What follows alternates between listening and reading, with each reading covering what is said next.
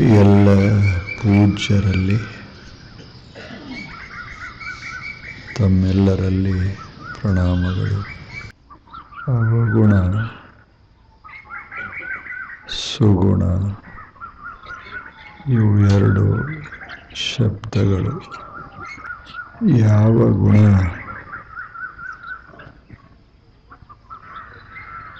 ನಮ್ಮ ಬದುಕಿಗೆ ಬೆಲೆಯನ್ನು ತಂದು ಕೊಡ್ತದೆ, ಬದುಕಿನ ಶ್ರೀಮಂತಿಕೆಯನ್ನು ಹೆಚ್ಚಿಸ್ತದೆ, ಬದುಕನ್ನು ಸಾರ್ಥಕಗೊಳಿಸ್ತದೆ, ಅಂಥ ಗುಣಕ್ಕೆ ಸುಗುಣ ಅಂತ ಕರೀತಾರೆ. ಯಾವ ಗುಣ ಬದುಕಿನ ಕಳೆಯನ್ನೇ ಕಳೆದು ಹಾಕ್ತದೆ, ಬದುಕನ್ನು ಮಲಿನಗೊಳಿಸ್ತದೆ, ಬದುಕಿನ ಅರ್ಥವನ್ನೇ ತೆಗೆದು ಹಾಕ್ತದೆ, ಅಂಥದಕ್ಕೆ ಅವಗುಣ ಅಂತ ಕರೀತಾರೆ. ನಮ್ಮ ಬದುಕಿನ ಉದ್ದೇಶ ಈಡೇರಬೇಕು. ನಮ್ಮ ಬದುಕನ್ನು ನಾವು ಮಧುರವಾಗಿ ಅನುಭವಿಸಬೇಕು. ಅದಕ್ಕಾಗಿ ಈ ಅವಗುಣಗಳನ್ನು ತೆಗೆದುಹಾಕುವುದು, ಸುಗುಣಗಳನ್ನು ಮೈಗೂಡಿಸಿಕೊಳ್ಳೋದು, ಇವು ಎರಡು ಕಾರ್ಯಗಳು.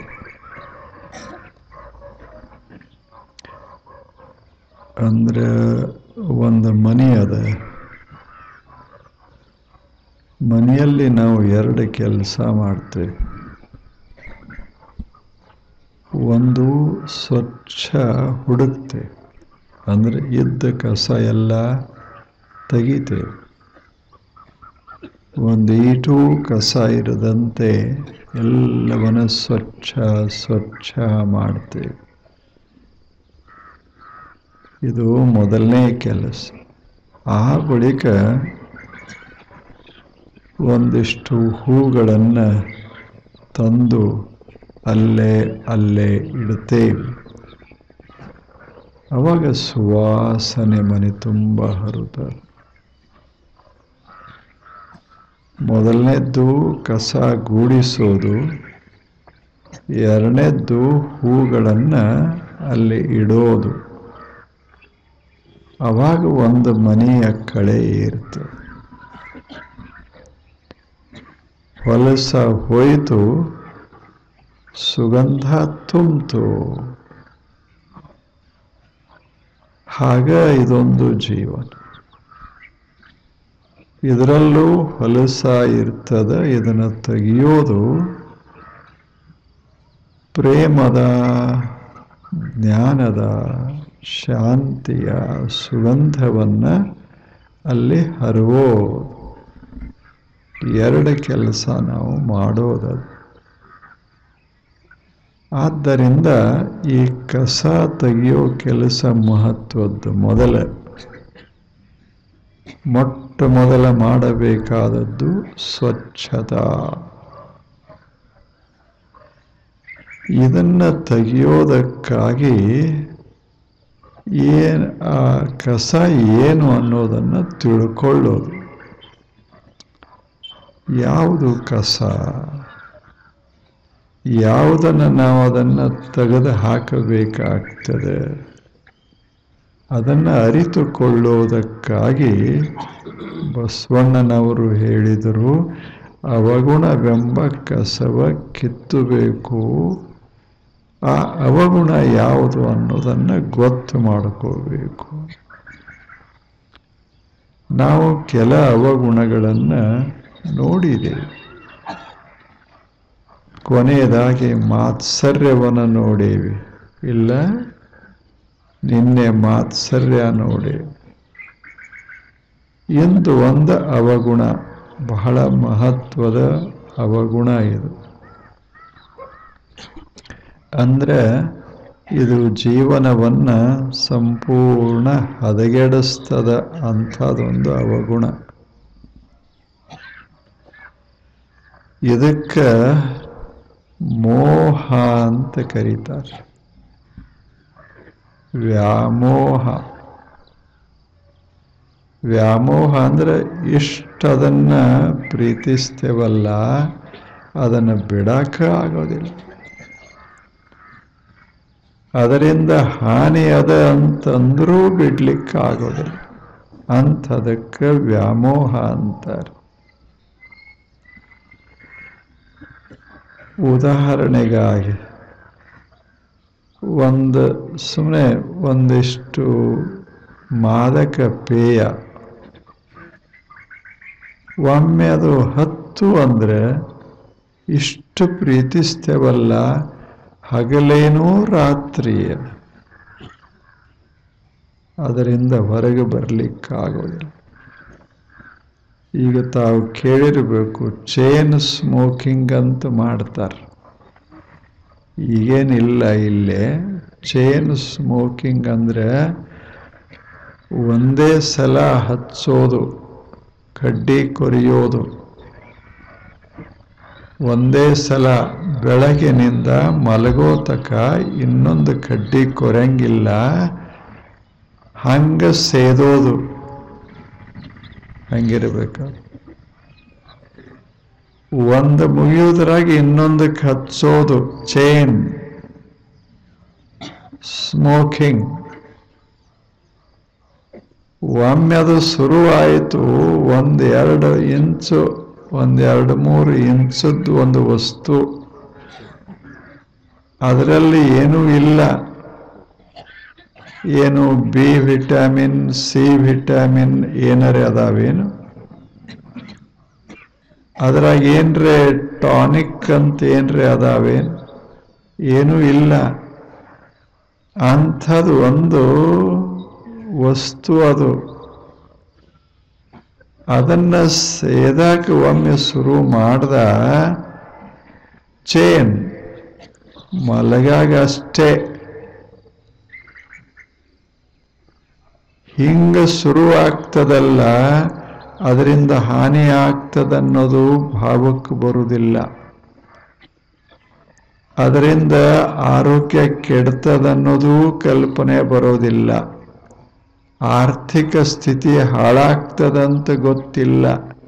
ಇಷ್ಟೆಲ್ಲ ಮರೆಸಿ ಅದರಾಗ ಬೆರೆತು ಹೋಗ್ತಾನಲ್ಲ, ಬೆರೆಸ್ತದಲ್ಲ, ಅದು ಮೋಹ. ಅವಾಗ ಅದರ ಕಲ್ಪನೆ ಬರೋದಿಲ್ಲ, ದುರ್ಗುಣಗಳ ಕಲ್ಪನೆನೇ ಬರೋದಿಲ್ಲ. ಅದಕ್ಕೆ ಮನುಷ್ಯ ಅಂಟಿಕೋತಾನ. ಎಷ್ಟು ವರ್ಷ ಅಂದ್ರೆ ಇರೋ ತಕ. ಹೆಂಗದ ಇತ್ತೀಚೆಗೆ ಕಡಿಮೆ ಆತದು. ಈಗ ಸ್ವಲ್ಪ ಇದು ಬಂದದ, ತಿನ್ನೋದು ಬಂದದ. ಎದ್ದ ಕೂಡಲೇ ಶುರು. ಎಲ್ಲೇನು ಎಲೆ ಆಗಲಿ, ಅಡಿಕೆ ಆಗಲಿ, ಏನಾರೆ ಊಟದ ನಂತರ ತಿಂತಿದ್ರು ಮೊದಲ, ಈಗಲ್ಲ.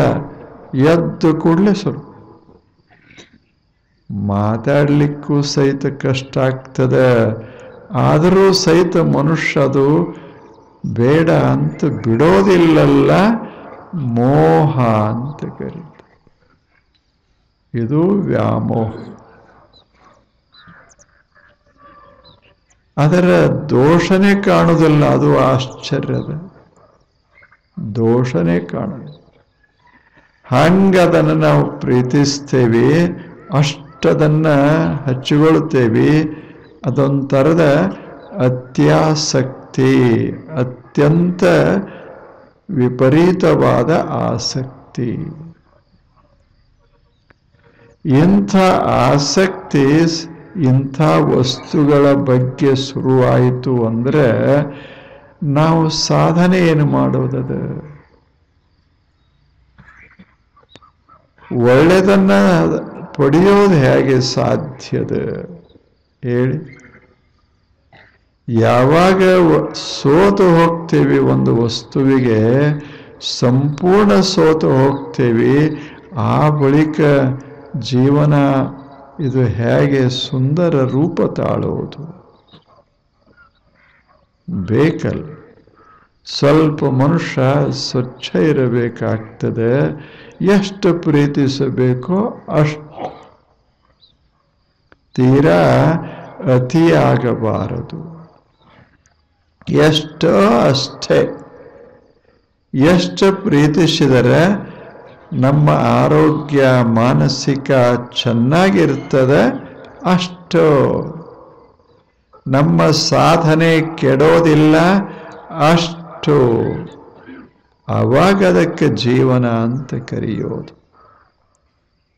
ಅದು ಪ್ರೇಮ ಇರಬೇಕು, ಅತಿ ಅತಿ ಅತಿನೂ ಆಗಬಾರದು. ಏನೋ ಹೇಳ್ತಾನೆ,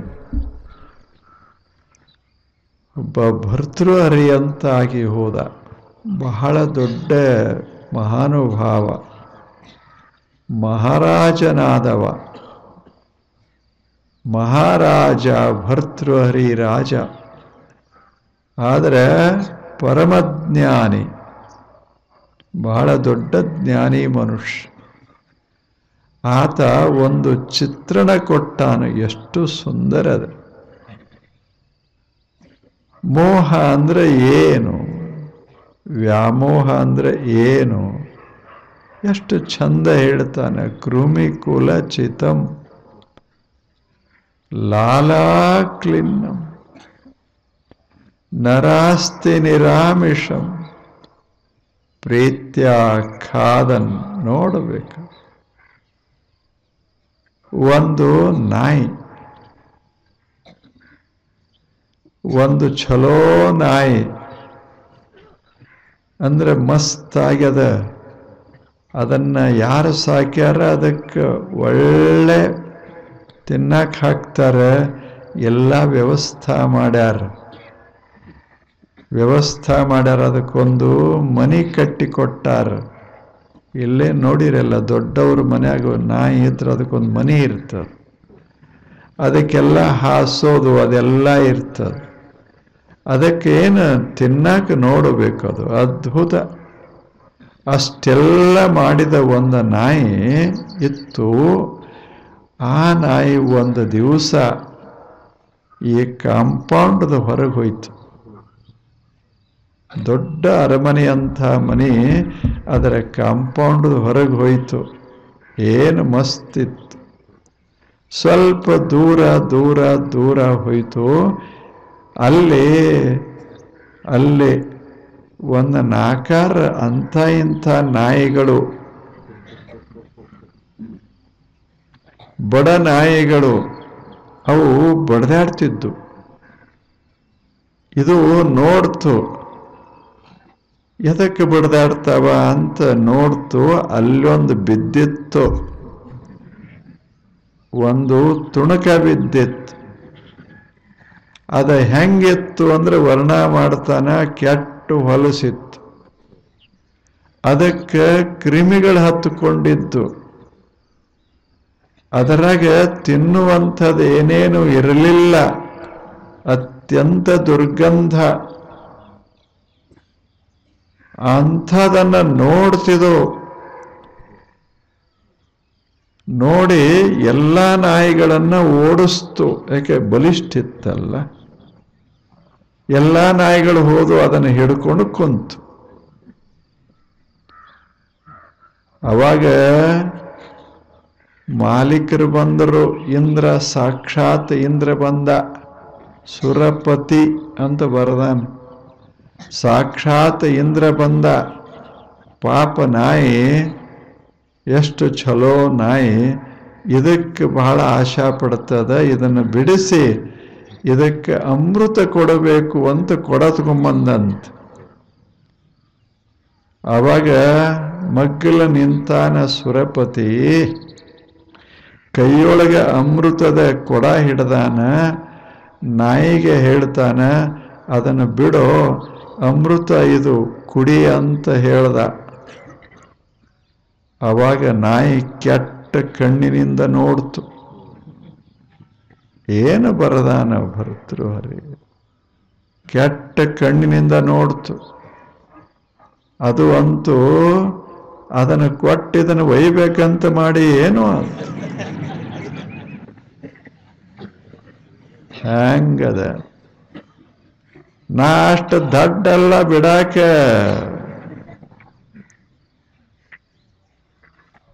ಇಲ್ಲ, ಏನ್ ಹಿಡ್ದದ? ಅತ್ಯಂತ ಹೊಲಸು. ಮತ್ತೇನು ಅವಶ್ಯದ ಏನೂ ಇಲ್ಲ, ಮಸ್ತದ, ಯಾವುದಕ್ಕೇನು ಕೊರತಿಲ್ಲ. ದಿನ ಸ್ನಾನ ಮಾಡಿಸ್ತಾನ ಮಾಲೀಕ್, ಮಸ್ತ್ ಅದಕ್ಕೆ ಬಿಸ್ಕೆಟ್ ಹಾಕ್ತಾನ. ಆದರೆ ಏನು ಮಾಡೋದು? ಇಲ್ಲಿ ಬಂದು ಅದರ ಮೋಹದಾಗ ಸಿಕ್ಕು. ಅದರ ಕಣ್ಣಾಗ ಅದೇ, ಅದರ ಮನಸ್ಸಿನಾಗ ಅದೇ, ಅದರ ಒಳಗ ಹೊರಗ ಏನರೇ ಇದ್ರೆ ಅದೇ ಒಂದು ತುಣುಕ. ಒಂದು ತುಣುಕ ಕೃಮಿ ಕುಲ ಚಿತಂ ಲಾಲಾ ಕ್ಲಿನ್ನಂ ವಿಗರ್ಹಿ ಜುಗುಪ್ಸಿತಂ. ನೋಡಿದರೆ ಕಣ್ಣ ತೆರಿಬಾರದು, ಹಂಗ ಅಷ್ಟು ಕೆಟ್ಟ. ಅಂಥದರಲ್ಲಿ ಸ್ವರ್ಗವನ ಕಾಣುತ್ತಿತ್ತು. ಸುರಪತಿಮಪಿ ಪಾರ್ಶ್ವಸ್ಥಂ ನ ವಿಲೋಕ್ಯ. ನೋಡಬೇಕು. ನಹಿ ಗಣಯತಿ ಪರಿಗ್ರಹ ಫಲ್ಗುತ. ಆ ನಾಯಿಗೆ ತಾನು ಹಿಡಿದದ್ದು ಎಷ್ಟು ಕೀಳದ ಅನ್ನೋದು ಗೊತ್ತೇ ಆಗಲಿಲ್ಲ. ಅಷ್ಟದು ಹೊಲಸ. ಆದರೆ ಏನಾಯಿತು? ಅದಕ್ಕೆ ಹಿಡಿಸ್ತಲ್ಲ, ಅದು ಮೋಹ ಕಟ್ಟಿ ಹಾಕ್ತ. ಆತ ಹೇಳ್ತಾನ, ತಗೊಳ್ಳು, ನಿನಗಾಗಿ ಸ್ವರ್ಗದಿಂದ ತಂದೇನಿ, ಇದು ಯಾರಿಗೂ ಸಿಗೋದಲ್ಲ, ನೋಡರೆ ನೋಡು ಎಂಥ ರುಚಿ ಅಂತ. ಅದು ಅವರು ಸುರಪತಿ ಹೇಳ್ದ. ಅದು ಹೇಳ್ತು, ನನಗೆಲ್ಲ ಗೊತ್ತದು, ಎಲ್ಲ ಗೊತ್ತು, ನನಗೇನು ತಿಳಿಯೋದಿಲ್ಲೇನು? ಹೆಂಗದ? ಹಾಗ ನಮ್ಮದು ಪರಿಸ್ಥಿತಿ ಅಂತ ಬರ್ದಾನ. ನಾವು ಒಂದೊಂದಕ್ಕೆ ಹಿಡ್ಕೊಂಡೇವಿ, ಒಂದೊಂದಕ್ಕೆ ಕಾಮ ಗುರಿಯಾಗಿ ಲಯವಾಗಿ ಹೋದವರ ಕಂಡು, ತಮಂಧ ಗುರಿಯಾಗಿ ಲಯವಾಗಿ ಹೋದವರ ಕಂಡೆ. ಏನು ಬರದಾನ? ನೀ ಗುರಿಯಾಗಿ ಹೋದವರನ್ನೊಬ್ಬರನು ಕಾಣೆ. ಗುಹೇಶ್ವರ ಅಲ್ಲಮ ಪ್ರಭುಗಳ ಮಾತು ಇದು. ಜಗತ್ತಿನಲ್ಲಿ ಕೆಲವು ವಸ್ತುಗಳಿಗಾಗಿ ಜಗತ್ತೆಲ್ಲ ಅದರ ಹಿಂದೆ ಧಾವಿಸ್ತಾರೆ. ಕಾಮಗುರಿಯಾಗಿ ಲಯವಾಗಿ ಹೋದವರದಾರ. ಜೀವನದ ತುಂಬ ಏನಿಲ್ಲ, ಕಾಮವೇ ಗುರಿ. ಅಂದ್ರೆ ತನ್ನ ಇಚ್ಛೆಯನ್ನ ಪೂರೈಸೋದಕ್ಕಾಗಿ ದೈಹಿಕ ಐಂದ್ರಿಯಿಕ ವಿಷಯಗಳನ್ನು ಅನುಭವಿಸೋದಕ್ಕಾಗಿ ಇಡೀ ಜೀವನ ಹೋಯಿತು. ಇಡೀ ಜೀವನ ಇವೇ ಕೆಲ ಸಂಗತಿಗಳು. ನಮ್ಮ ಸಾಮಾನ್ಯ ಇಚ್ಛೆಗಳೇ ಇಡೀ ಜೀವನವನ್ನು ವ್ಯಾಪಿಸಿ ಬಿಡ್ತಾವ.